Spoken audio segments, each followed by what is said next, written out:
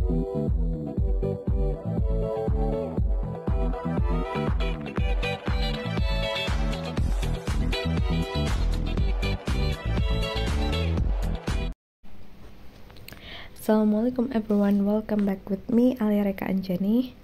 So, di video kali ini aku mau bahas tentang bab bonus Tanah Para Bandit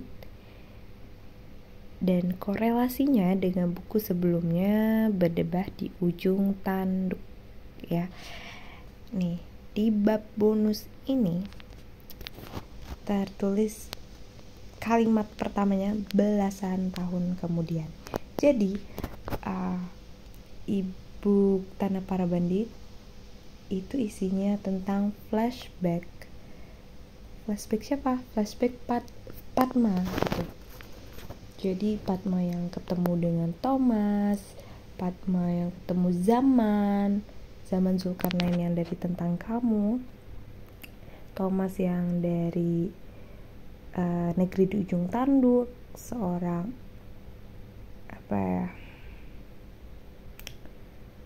kalau Zaman tuh pengacara, kalau Thomas itu keuangan, ahli konsultan keuangan kalau nggak salah, sama Agam dari novel Pulang, dia seorang keturunan keluarga shadow ekonomi ya itu.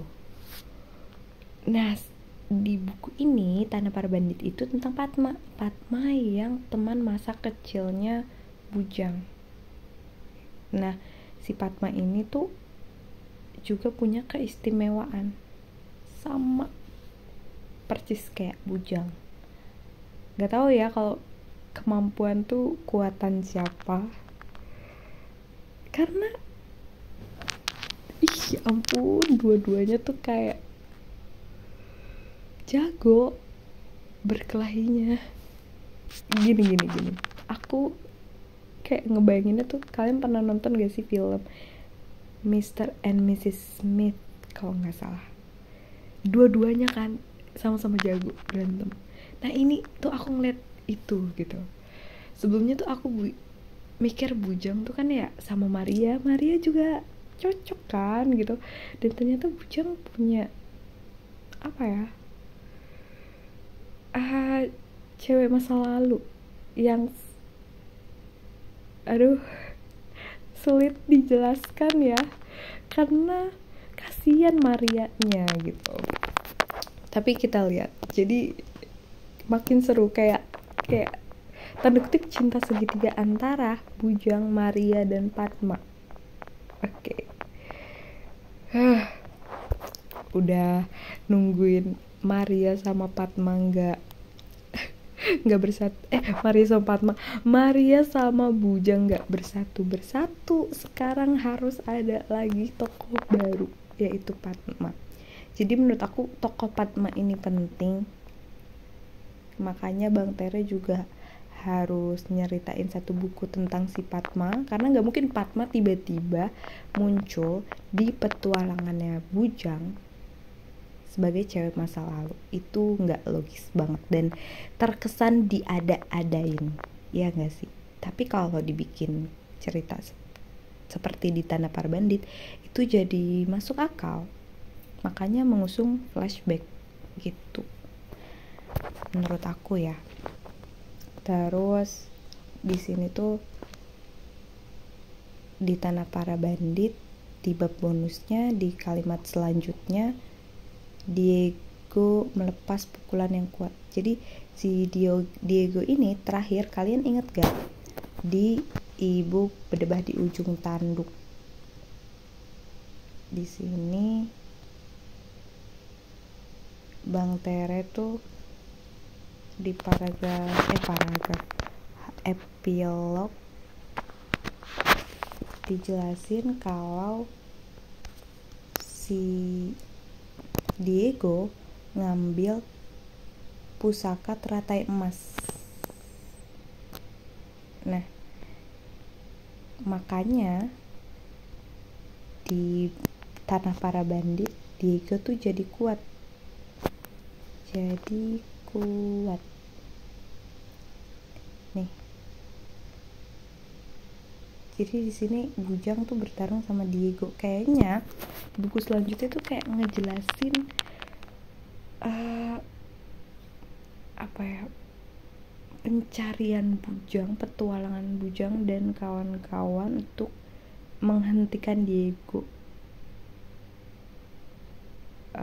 mempelajari pusaka teratai emas yang membuat dia kuat banget dan membuat kerusakan.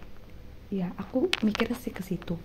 Tapi di sini ada Padma juga, Padma yang ingin meruntuhkan shadow economy, karena Padma ini udah didoktrin dari organisasinya untuk ngebasmi keluarga shadow economy. Dan ternyata pemimpin shadow economy-nya pemimpin shadow economy itu adalah Bujang, yang mana teman masa lalunya Bujang sendiri. Dan kalian bisa ngebayangin kan seberapa complicated ya ketika mereka bertemu. Aduh, aku juga nungguin banget, dan itu pasti ada di buku selanjutnya, yaitu Bandit-Bandit Berkelas. Dan ditambah lagi ada Maria. Gokil nggak tuh? Aduh, di sini tuh ya kalian, aduh. Aku ceritain dikit. Maria berlari mendekati tubuh Bujang yang tidak bergerak. Di sini Maria tuh, aku tuh udah jatuh hati ya sama Maria dan Bujang. Tapi kalau kalian gimana, lebih nge-ship Bujang Maria atau Bujang Padma? Ayo, langsung ya tulis di kolom komen. Nah, di sini tuh kayak lucu banget. Kayak Maria tuh ngebantuin Bujang yang dikalahkan oleh Diego. Nah, Diego tuh bersatu sama Natasha. Kalian masih inget kan? Terus di sini Diego mau ngebunuh Bujang. Diego mah. Terus Maria, kenapa dia nggak ikut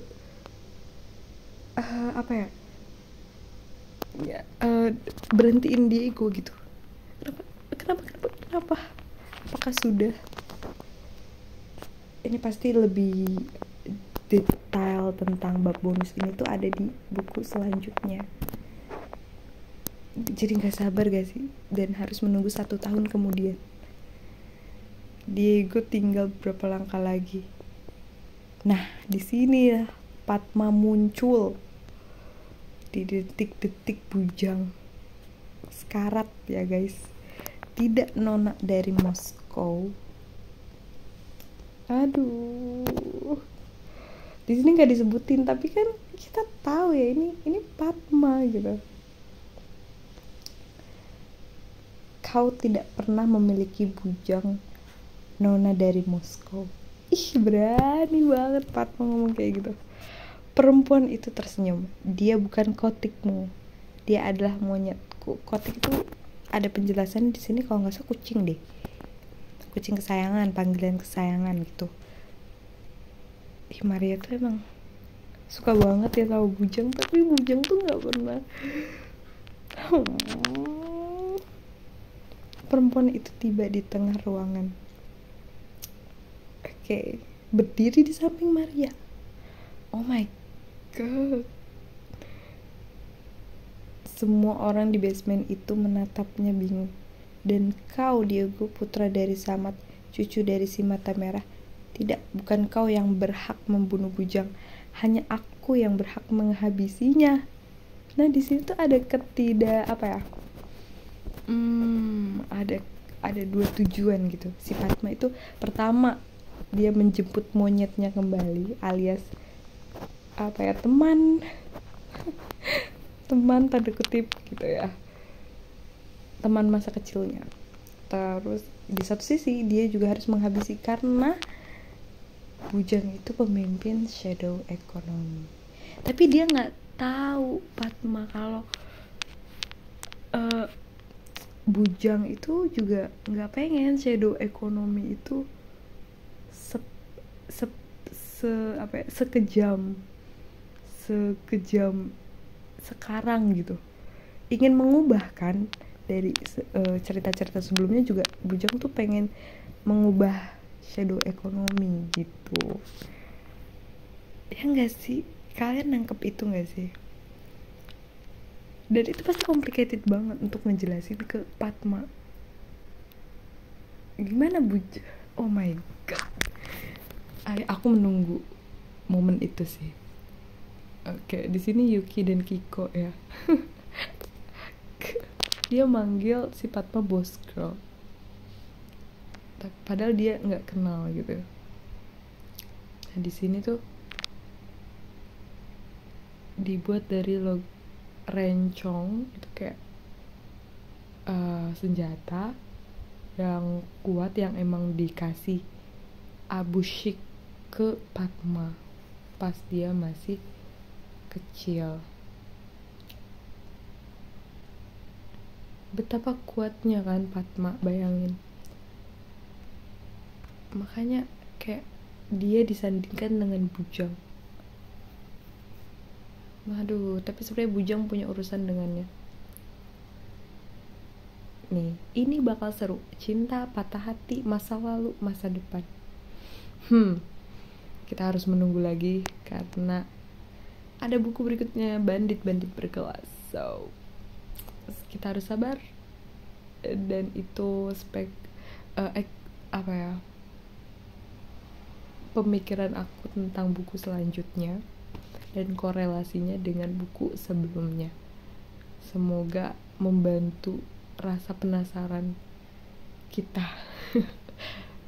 Oke, segitu aja. Kalau kalian suka video ini, langsung di like.